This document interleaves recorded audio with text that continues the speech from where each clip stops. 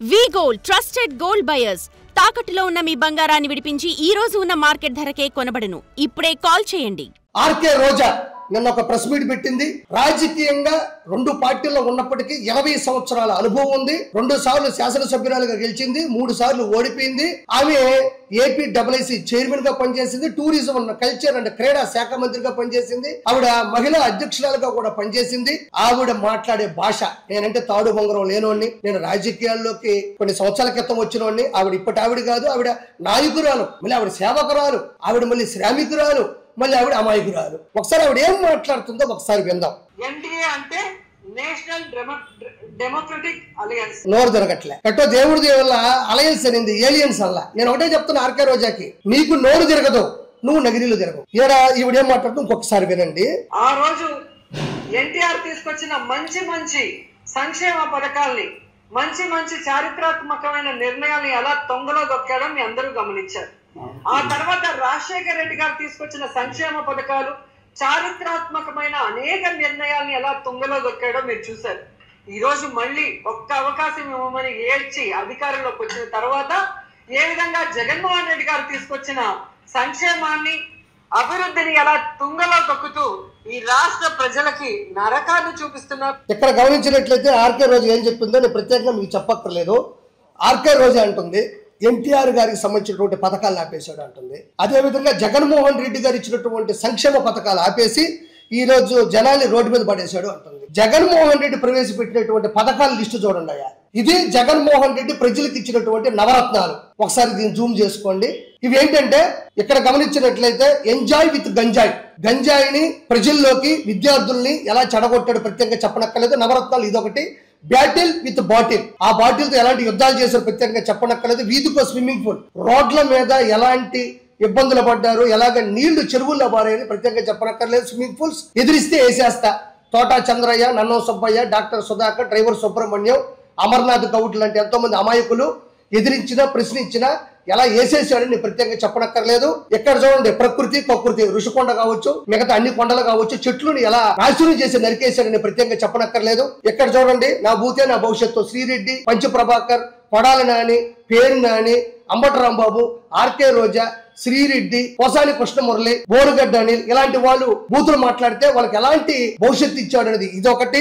Pan India palace లు, మీకు Yelahanka palace కావచ్చు, లేకపోతే లోటస్ పాండ్ ప్యాలెస్ కావచ్చు, లేకపోతే తాడేపల్లి ప్యాలెస్ కావచ్చు, ప్రతి జిల్లాకి కూడా ఎకరాని కేవలం 1000 రూపాయలకి లీజు రాయించుకొని, లీజు రాసుకొని కోట్ల రూపాయల ప్రజల డబ్బుతో ప్రభుత్వ స్థలాల్లో పార్టీ కార్యాలయాలు కట్టుకున్నాడని ప్రత్యేకంగా చెప్పనక్కర్లేదు. ఇవి పాన్ ఇండియా ప్యాలెస్లు. ఇక్కడ చూడండి, భార్య ముద్దు తల్లి చెల్లి వద్దు, ఇదేం బూతు కాదండి. భార్య ముద్దు తల్లి చెల్లి వద్దు. తల్లి చెల్లిని రోడ్డు మీద ఎలా పడేశాడు, పసుపు చీర కట్టుకుందని ఎలా కామెంట్లు పెట్టించాడు, మార్పింగ్ ఫోటోలు ఎలా పెట్టించాడు, పుట్టుకల గురించి ఎలా తప్పుడు ప్రచారాలు చేపించాడు, సొంత తల్లి మీద ఎలాంటి కేసులు పెట్టించాడు అని ప్రత్యేకంగా చెప్పనక్కర్లేదు. రెండోది బాయ్ బాబాయ్, బాయ్ బాబాయ్, బాబాయిని శుద్ధంగా ఉన్నాడు ఆయన. తండ్రి తర్వాత తండ్రి లాంటి వాడు.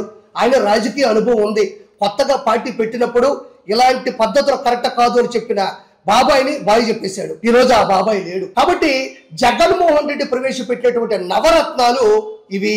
ఈ నవరత్నాల వల్ల జనాలు నవరత్నం ఆయిల్ ప్యాకెట్ ఉంది కదా, అది పూసుకొని మర్దం చేపించుకున్నారు ఆ రోజులు. ఈ నవరత్నాల్ని చంద్రబాబు నాయుడు గారు ప్రవేశపెట్టమంటావా? వీటిని చంద్రబాబు నాయుడు గారు ఎందుకు ప్రవేశపెడతారు ఆర్కే రోజా? ఈ ప్రవేశపెట్టే కదా మనం 151 5 పోయినాయి. వీళ్ళకెందుకు కడుపు మండిపోతుంది అంటే, ఇప్పుడు మన ఊర్లో చూస్తుంటాం, పక్కింటోడు దిగితే ఈ పక్కోడు ఏడిసి వస్తుంటాడు, కావాలంటే చేతబడి చేసేదాన్ని కూడా సిద్ధపడతాడు. చంద్రబాబు నాయుడు గారు వచ్చి రాగానే అన్నా క్యాంటీన్లు, దాదాపు 200 అన్నా క్యాంటీన్లు 5 రూపాయలకే కేవలం మంచి భోజనం ఈ రోజు అందిస్తున్నాడు. మెగా డిఎస్సి ప్రవేశపెట్టాడు, పోస్టులు భర్తీ చేశారు. హంద్రీనీవా జనాలు చివరికి కుప్పం వరకు కూడా రాయలసీమ అంతా నీళ్లు పారుతా ఉన్నాయి. తల్లికి వందనం కావచ్చు, స్త్రీ శక్తి కావచ్చు, అన్నదాత సుఖీభావ కావచ్చు, ఏది ప్రవేశపెట్టా. మొన్న ఆటో వాళ్ళకి సూపర్ 6 లో భాగం కాకపోయినా వెంటనే వచ్చి 15,000 ఇచ్చాడు. వాళ్ళు అన్నారుగా, నీకు 15,000, నీకు 15,000, నీకు 15,000. ఆటో వాళ్ళ దగ్గరికి వెళ్ళి అడగండి, ఇప్పుడు చెప్తారు మీరు, నీకు 15,000, నీకు 15,000, నీకు 15,000 పడ్డా లేదు. ఇప్పుడు మీరు అడగండి. అంటే ఎందుకంటానంటే సూపర్ 6 లో భాగంగా అన్ని అమలవుతున్నాయి. సంబంధం లేని పనులు కూడా చేసి పెడుతున్నారు. ఈ రోజు పిఆర్ కూడా ప్రవేశపెట్టారు. ఆర్కే రోజా చెప్పకనే చెప్పింది, ఎన్డీఏ అంటే నారావారి డిస్టిలరీస్ అడ్మినిస్ట్రేషన్ అంట. అసలు రోజా అంటే తెలుసా మీకు? రోజా అంటే రోజు జాగారం. ఎందుకంటే ఇంత ముందున్నటువంటి ఆవిడికి ప్రోటోకాల్ లేదు. ఇంత ముందున్నట్టు అభిమానులు లేరు, ఇంత ముందున్నట్టు వెనక ముందు కారులు లేవు, ఇంత ముందున్నట్టు తలసరి ఆదాయం లేదు, ఇంత ముందున్నట్టు తిరుమల టికెట్లు లేవు అమ్ముకోవడానికి, ఇంత ముందున్నట్టు దందాలు దౌర్జన్యాలు అవినీతి అక్రమాలు చేసే పరిస్థితి లేదు. కాబట్టి ఆవిడకి నిద్రపెట్టి సావట్లే. రోజా అంటే రోజు జాగారం, రోజా.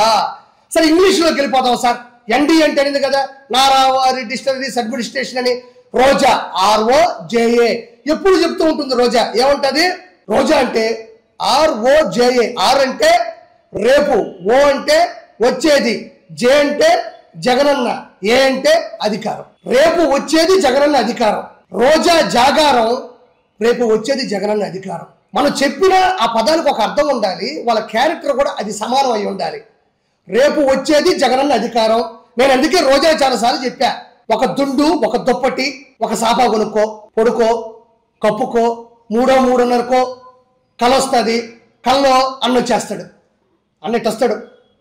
అన్నొచ్చేస్తాడు. నువ్వు మళ్ళీ మంత్రి అవుతావు. ఇండియాలో ఉండి ఇనుమంతా తీసుకొని చినుపు కంచెలు వేసుకున్న తాడేపల్లి ప్యాలెస్లోనే మీకు అసెంబ్లీ అదే, పార్లమెంట్ అదే, రాజ్యసభ అదే. మంచి కలగంటే జగన్మోహన్ రెడ్డి ఖచ్చితంగా సీఎం అవుతాడు. కానీ నిజ జీవితంలో నేను చెప్తున్నా, రాసి పెట్టుకోండి, నిజ జీవితంలో జగన్మోహన్ రెడ్డి సీఎంకి రాడు. నేను ఒకటే కోరుకుంటున్నా, మీ అందరినీ, మీ అన్నం తీసుకొని వచ్చి అసెంబ్లీలో వదిలిపెట్టండి. మా నాయన చిన్నప్పుడు స్కూలు పోతే 2 దెబ్బలు కొట్టి మా అమ్మ కానీ మా నాయన కానీ స్కూల్ పంపించేవాళ్ళు నన్ను. నేనే కొట్టమని చెప్పట్ల మిమ్మల్ని, అన్నం తీసుకొని వచ్చి అసెంబ్లీలో వదిలేసి వెళ్ళిపోమని కోరుకుంటున్నా. ఎందుకంటే పులివెందుల ప్రజలు కూడా ఆయన గెలిపించారు 1000 ఓట్ల మెజారిటీతో. పులివెందుల ప్రజలకు సంబంధించినటువంటి బాధలున్నా, ప్రశ్నలున్నా, ఏదన్నా మాట్లాడాల్సి వచ్చినా ఆయన మాట్లాడాల్సింది ఎక్కడంటే అసెంబ్లీలో మాట్లాడాలి. దయచేసి అన్నని అసెంబ్లీకి పంపించమని కోరుకుంటున్నా. మీరు అన్నని అసెంబ్లీకి పంపించే పరిస్థితిలో లేకపోతే మాట్లాడబాకండి. అన్నని అసెంబ్లీకి పంపించే, పులివెందుల పులి అంటారు కదా, పులి లాంటి మనిషి అయితే అసెంబ్లీలో ఉండమనండి. నిజంగా పులి అయితే అడవిలో ఉండమనండి. అడవిలో ఉంటాడా, అసెంబ్లీకి వస్తాడా? ఇవి రెండే నాకు సమాధానం కావాలి. గత కొద్ది రోజులుగా కల్తీ మద్యం తయారు చేసే ఒక కర్మాగారం దొరికింది. ఇమ్మీడియట్లీ దాన్ని పట్టించింది చంద్రబాబు నాయుడు గారే, వాళ్ళని అరెస్ట్ చేపించింది చంద్రబాబు నాయుడు గారే. వెంటనే సిట్ బృందాన్ని, స్పెషల్ ఇన్వెస్టిగేషన్ టీమ్ ని అందులోకి ప్రవేశపెట్టి నిజాలు ఎంత ఉన్నాయి, ఏంటి, దీని వెనక ఎంతమంది కుట్రదారులు ఉన్నారు, ఎలాంటి పరిస్థితులు ఉన్నాయని కూడా ఆదేశాలు జారీ చేసింది కూడా చంద్రబాబు నాయుడు గారే. ఇవన్నీ ఒక ఎత్తు అయితే, వెంటనే చంద్రబాబు నాయుడు గారు ఒక యాప్ ను కూడా ప్రవేశపెట్టడం జరిగింది. నకిలీ మద్యానికి చెక్ పెట్టేందుకు ఏపీ ఎక్సైజ్ సురక్ష యాప్. మీరు ఏ మద్యం కొనుగోలు చేసినా, అది బ్రాండీ అయినా, వోడ్కా అయినా, ఏదైనా కావచ్చు, మీరు ఏది తీసుకున్నా కూడా దానికి సంబంధించినటువంటి పుట్టు పూర్వత్రాలన్నీ కూడా ఈ యాప్ లో ఉంటాయి. ఈ యాప్ లోకి వెళ్ళిపోయి దాని మీద ఏదైతే QR కోడ్ ఉంటుందో, మనం తీసుకునేటువంటి మద్యం బాటిల్ మీద QR కోడ్ ఉంటుంది. దాన్ని మనం స్కాన్ చేసామనుకోండి, దాని నిల్వ, దాని MRP రేట్లు, ఎప్పుడు తయారు చేశారు, ఎక్కడి నుంచి వచ్చింది, మొత్తం కూడా డేటా అంతా కూడా ఆ QR కోడ్ స్కాన్ చేస్తే వస్తుంది.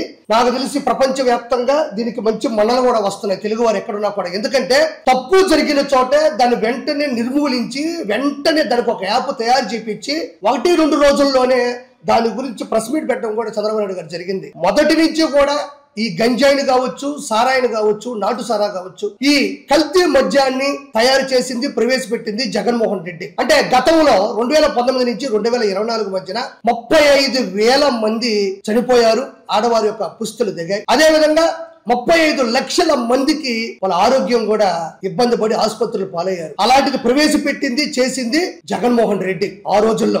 ఈ రోజు చంద్రబాబు నాయుడు గారు తప్పు జరిగితే ఇమ్మీడియట్లీ దాని మీద నిఘా పెట్టి, వాళ్ళని ఆపేసి, వాళ్ళని వెంటనే అరెస్ట్ చేపించి, సిట్టు బృందాన్ని దింపి, దాని తర్వాత ఒక యాప్ ఇచ్చాడు అంటే చిన్న చితక విషయం కాదు. నేను ఇక్కడ ఒక ప్రాముఖ్యంగా ఒక మాట చెప్పాలి. 2019 నుంచి 2024 మధ్యన జగన్మోహన్ రెడ్డి సీఎం గా ఉన్నప్పుడు అప్పట్లో మార్పింగ్ ఫోటోలు పెట్టే వాళ్ళని నిర్మూలించలేదు, అప్పట్లో బూతులు మాట్లాడే వాళ్ళని నిర్మూలించలేదు. పంచ ప్రభాకర్, పోసాని కృష్ణమురళి, కొడాలి నాని, పేర్ని నాని, అంబటి రాంబాబు, శ్రీరెడ్డి, బోరుగడ్డ అనిల్, ఇలాంటి వాళ్ళు విచ్చలవిడిగా ప్రతిరోజు ఆడవాళ్ళని కించపరిచే విధంగా అనుచిత వ్యాఖ్యలు డైరెక్ట్ గా చేస్తే వాళ్ళకి పదవులు ఇచ్చాడు. గవర్నమెంట్ మాధవ్ ఉన్నాడు, మీకు తెలియదు ఏం కాదు, ఒక ఫోన్ వీడియో కాల్లో డైరెక్ట్ గా దొరికిపోతే ఆ వ్యక్తి గురించి మాట్లాడింది కాదు, మళ్ళీ అతనికి ఈ రోజు రాష్ట్ర అధికార ప్రతినిధి ఇవ్వడం జరిగింది. అసెంబ్లీ సాక్షిగా ఆడపడుచు నారా భువనేశ్వర్ గారిని ఎలాంటి మాటలు మాట్లాడారనేది నేను ప్రత్యేకంగా చెప్పనక్కర్లే.